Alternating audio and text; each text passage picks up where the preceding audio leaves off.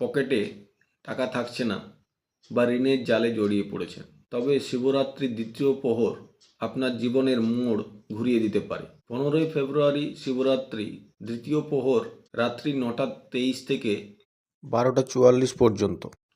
কেন এই সময়টি আমাদের অর্থভাগ্যের জন্য শ্রেষ্ঠ, আসুন জেনে নিই। এই প্রহরটি মূলত জাগতিক সমৃদ্ধি এবং অর্থভাগ্যের সাথে যুক্ত।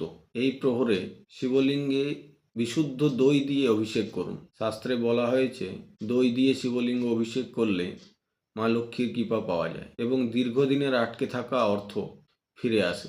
সেই সাথে পারিবারিক অশান্তি দূর হয়ে দাম্পত্য সুখ বৃদ্ধি পায়। অভিষেকের সময় ওম নমঃ শিবায় এই মন্ত্রটি জপ করবেন। পরের পাঠে জানাবো সবথেকে রহস্যময় তৃতীয় প্রহরের পুজো নিয়ে, যে পুজোতে আপনার যে কোনো মনস্কামনা পূর্ণ হতে পারে। মহাদেবের কৃপা পেতে কমেন্টে লিখবেন অবশ্যই হর হর মহাদেব এবং ভিডিওটি সকলের সাথে শেয়ার করবেন। ভালো থাকবেন।